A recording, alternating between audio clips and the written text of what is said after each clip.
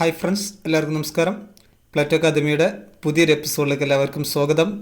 ഇന്ന് നമ്മളിവിടെ ചർച്ച ചെയ്യാൻ പോകുന്നത് വ്യക്തിത്വ സമീപനങ്ങളെക്കുറിച്ചാണ് നമ്മൾ ചർച്ച ചെയ്യുന്നത്. അതിൻ്റെ പല രൂപങ്ങൾ നമ്മൾ മുൻ ക്ലാസ്സിൽ ചർച്ച ചെയ്തു. ഇത് അതിൻ്റെ 3ാമത്തെ എപ്പിസോഡാണ്. അതിലെ പ്രധാനപ്പെട്ട ഒരു സമീപനമാണ് ഇനസമീപനം അല്ലെങ്കിൽ രൂപസമീപനം, പ്രരൂപ സമീപനം എന്നൊക്കെ പറയും. ഈ പ്രരൂപ സമീപനത്തിൽ നമ്മൾ 2 ആളുകളുടെ ആശയങ്ങൾ നമ്മൾ ചർച്ച ചെയ്തു. ഒന്ന് ക്രഷ്മറിൻ്റെ ആശയം, അതുപോലെ തന്നെ വില്യം ഷെൽഡൻ്റെ ആശയം കഴിഞ്ഞ ദിവസം നമ്മൾ ചർച്ച ചെയ്തു കഴിഞ്ഞു. ഓക്കെ, ഇനി ഈ പ്രരൂപ സമീപനത്തിൽ അല്ലെങ്കിൽ ഇനസമീപനത്തിൽ പെട്ടിട്ടുള്ള മറ്റ് വ്യക്തികളുടെ ആശയങ്ങളാണ് നമ്മളിവിടെ ചർച്ച ചെയ്യാൻ പോകുന്നത്. ഓക്കെ, അതിലെ പ്രധാനപ്പെട്ട ഒരു വ്യക്തിയാണ് ഹിപ്പോക്രാറ്റസ് എന്ന് പറയുന്നത്. അദ്ദേഹത്തിൻ്റെ കാഴ്ചപ്പാടാണ്, അദ്ദേഹത്തിൻ്റെ വ്യക്തിത്വത്തെക്കുറിച്ചുള്ള അദ്ദേഹത്തിൻ്റെ കാഴ്ചപ്പാടാണ് നമ്മളിവിടെ ചർച്ച ചെയ്യാൻ പോകുന്നത്. ഓക്കെ, വൈദ്യശാസ്ത്രത്തിൻ്റെ പിതാവ് എന്നറിയപ്പെടുന്ന ആരാണ്? ഹിപ്പോക്രാറ്റസ് ആണ്. വൈദ്യശാസ്ത്രത്തിൻ്റെ പിതാവ് എന്നറിയപ്പെടുന്ന ആരാണ്? ഹിപ്പോക്രാറ്റസ് ആണെന്ന് ചെയ്യുക, ഓർത്തു വെക്കുക. ദെൻ ഇദ്ദേഹം എങ്ങനെയാണ് വ്യക്തിത്വത്തെ തരംതിരിച്ചിട്ടുള്ളത്? ശരീരദ്രവ്യങ്ങളുടെ അല്ലെങ്കിൽ ശരീരദ്രവങ്ങളുടെ അടിസ്ഥാനത്തിൽ വ്യക്തിത്വത്തെ വർഗീകരിച്ചത് അല്ലെങ്കിൽ വിശദീകരിച്ചത് ആരാണ്? അത് ഹിപ്പോക്രാറ്റസ് ആണ്. ശരീരദ്രവ്യങ്ങളുടെ അല്ലെങ്കിൽ ശരീരദ്രവങ്ങളുടെ അടിസ്ഥാനത്തിൽ വ്യക്തിത്വത്തെ വിശദീകരിച്ചത് ആരെന്ന് ചോദിച്ചാൽ അതാരാണ്? ഹിപ്പോക്രാറ്റസ് ആണെന്ന് ഓർക്കുക. വൈദ്യശാസ്ത്രത്തിന്റെ പിതാവും ആരാണ്? ഹിപ്പോക്രാറ്റസ് ആണെന്ന് ഓർക്കുക.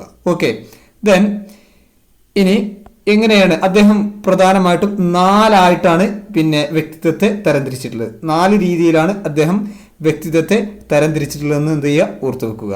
അതായത് ഏതൊക്കെയാണ് അത്? ഒന്ന് രക്തം, അതായത് ബ്ലഡ്.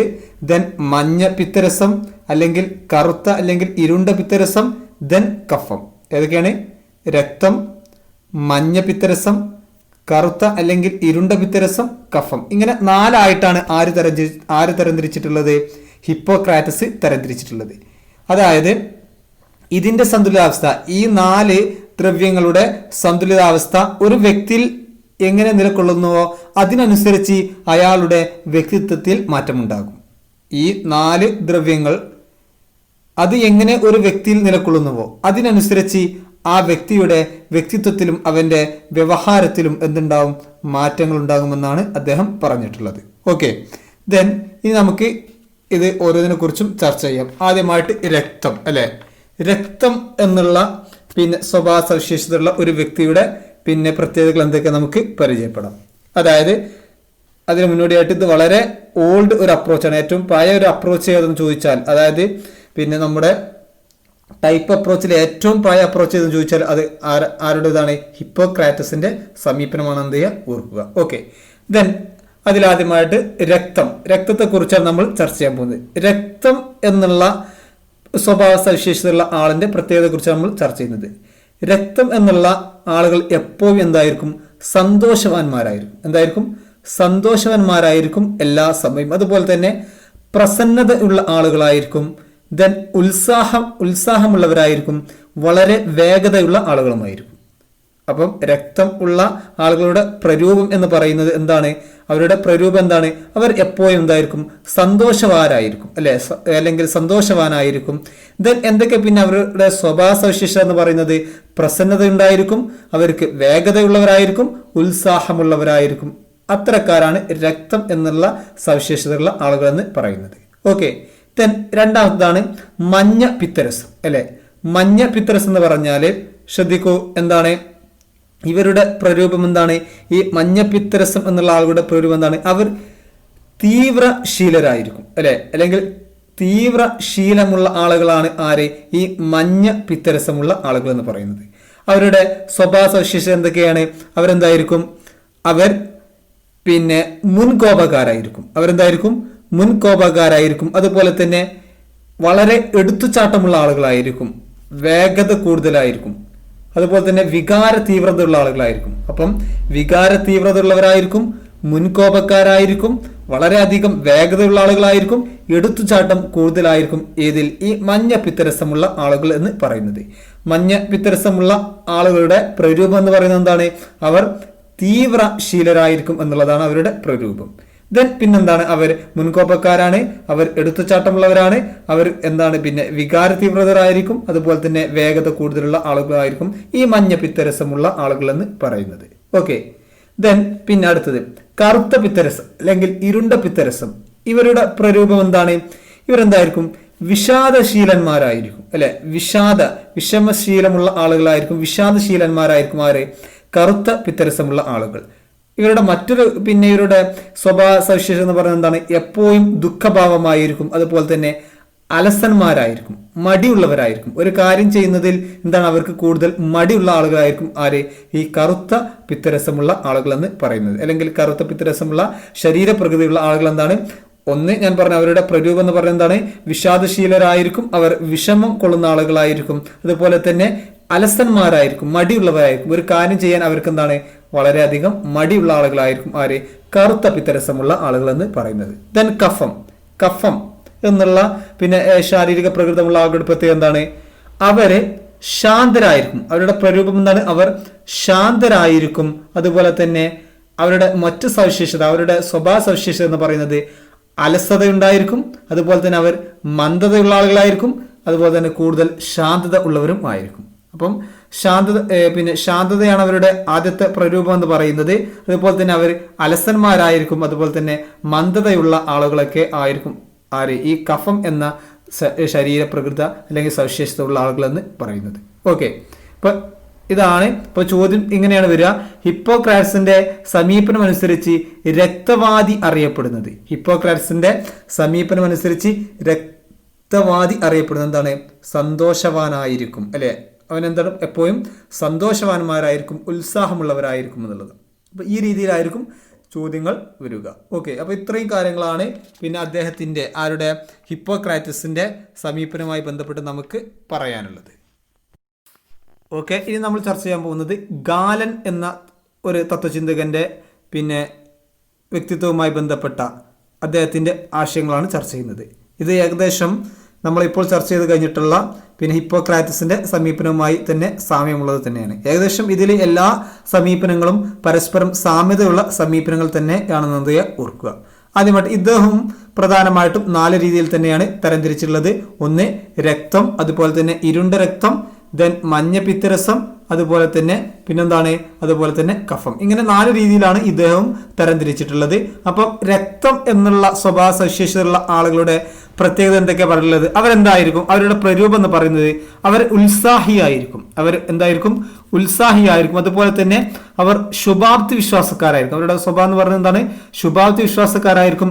എല്ലാ പ്രവർത്തനങ്ങളിലും സജീവമുള്ള ആളുകളും ആയിരിക്കും അവർ.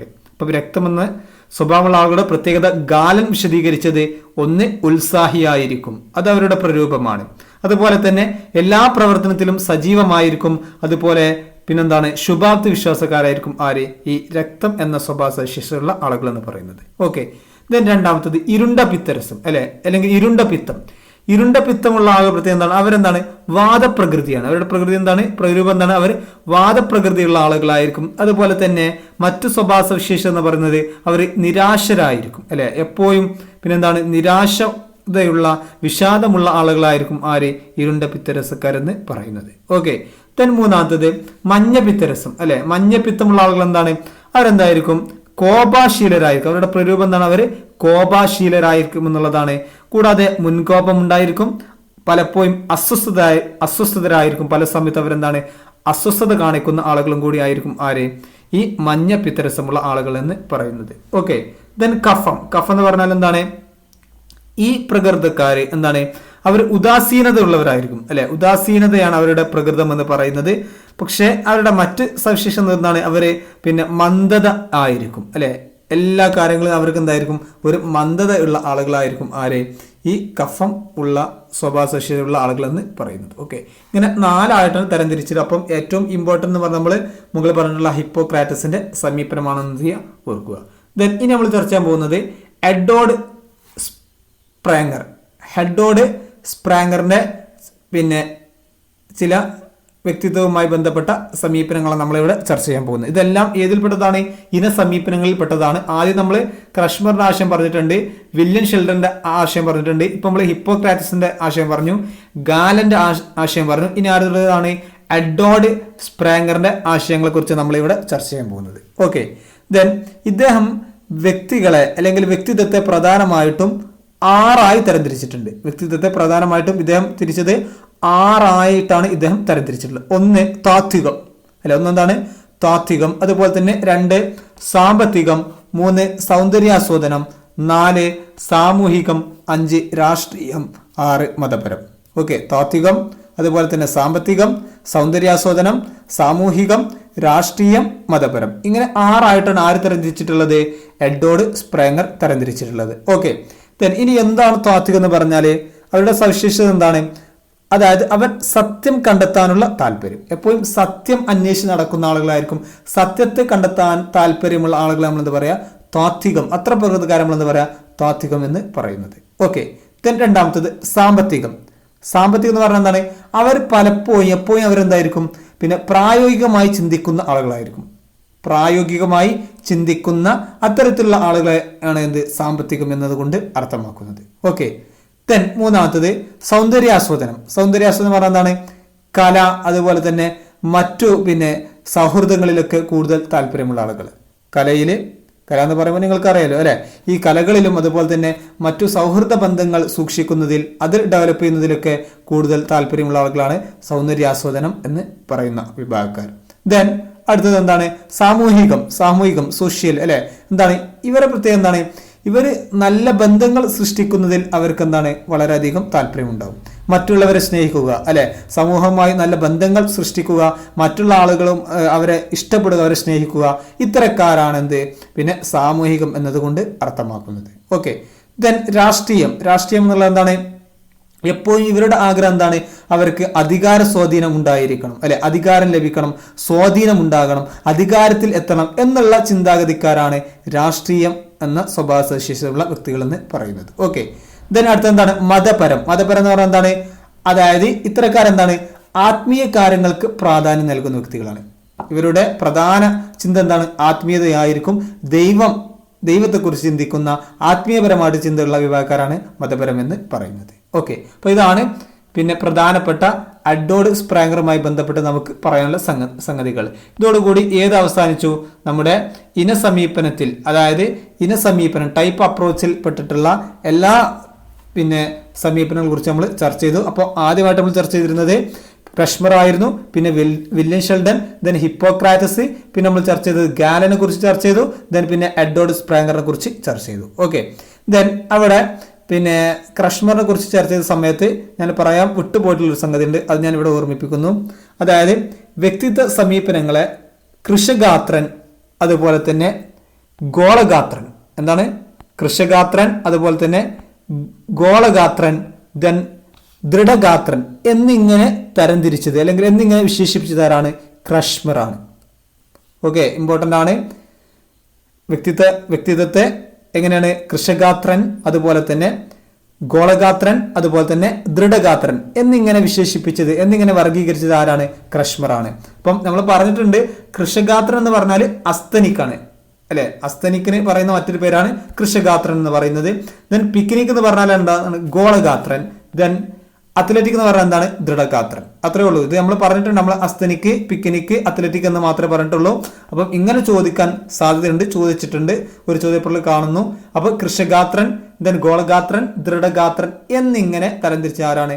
ക്രഷ്മറാണ്. എന്ത് ചെയ്യുക? ഓർത്ത് വെക്കുക. ഓക്കെ, ഇത്രയും കാര്യങ്ങളാണ് ഇനസമീപനവുമായി ബന്ധപ്പെട്ട് നമുക്ക് പറയാനുള്ളത്. ഇതോടുകൂടി സമീപനവുമായി ബന്ധപ്പെട്ട ടോപ്പിക് ഇവിടെ അവസാനിച്ചിരിക്കുന്നു.